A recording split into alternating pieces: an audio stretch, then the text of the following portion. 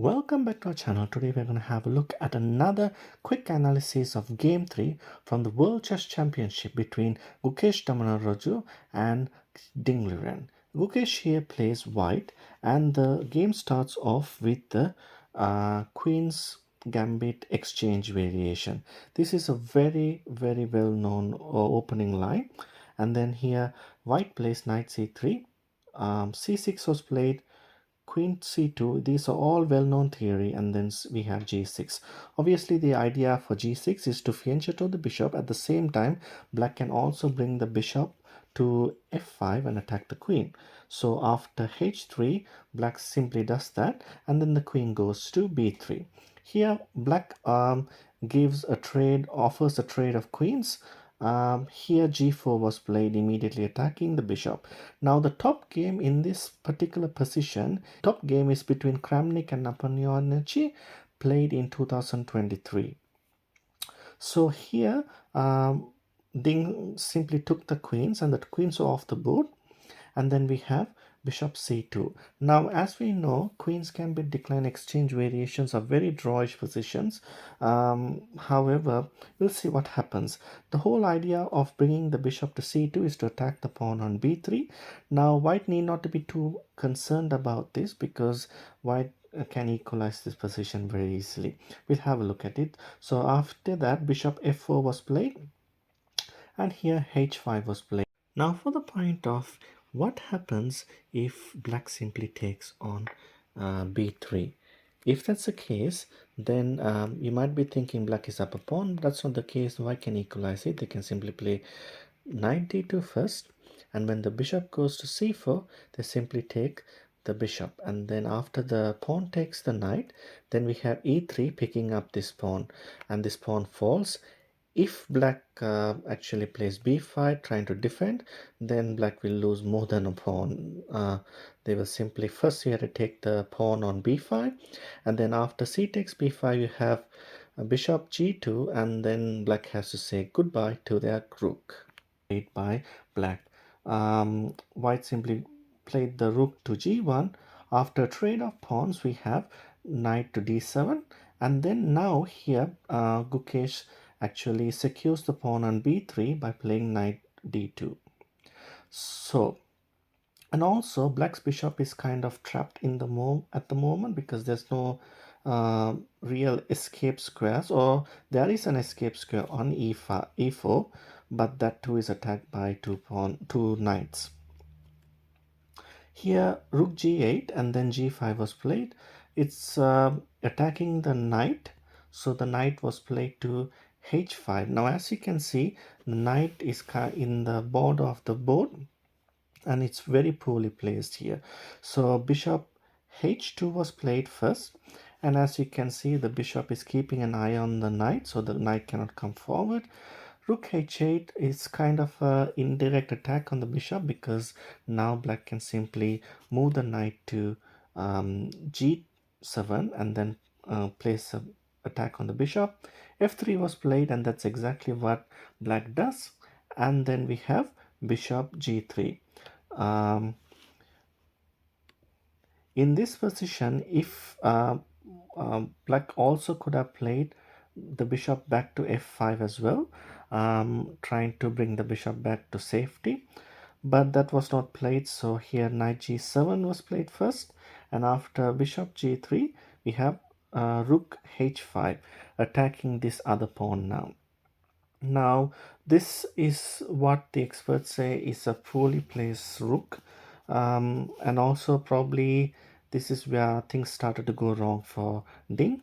He plays e4, sort of trapping this bishop here.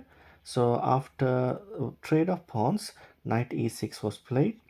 Rook c1, now attacking the bishop, and here first knight takes d4 was played, and then after that bishop f2 was played by white. Here Ding played bishop g7, sort of protecting this knight, and then here can he find the best move for white, which actually in my opinion sealed the game for Gukesh. He's found this excellent move, knight e2. attacking this. So there are two pieces attacking this knight, which is currently defending the bishop, and there's only one piece defending this knight. So here Ding allowed the bishop to be taken by playing knight takes b3, rook takes c2, and then we have knight takes d2. Here Gukesh took it with the king, and then knight e5. As you can see, now Gukesh has a bishop for 2 pawns. Now it's still not an easy win, but Gukesh has to work hard for this kind of win, because Ding, as you know, is a very strong player. Here knight d4 was played and rook d8, sort of pinning the knight. Gukesh simply unpins the king.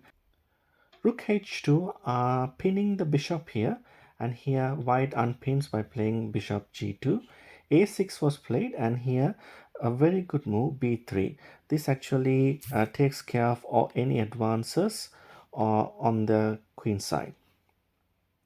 And now rook d7 was played. Black replied with rook c1, king e7, and rook to c to d1, king e8, and then here bishop g3 attacking two pieces at the same time. The rook retreats, and then we have knight f3. So as we can see now, there has to be an exchange of pieces, and as you know, when you're up pieces, it's always better to exchange pieces and not pawns, and that's exactly what Gukesh is doing. The knights were exchanged, and after that Ding played bishop d4.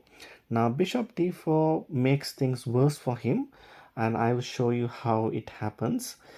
First they play Gukesh plays rook h1, offering a trade of rooks, but Ding refuses that, takes the pawn on g5, and things get very difficult for Ding hereafter, because the idea now here is this diagonal becomes very weak. So to exploit that weakness, first Gukesh plays bishop h3, attacking the rook, and as you know, the rook is actually defending this bishop.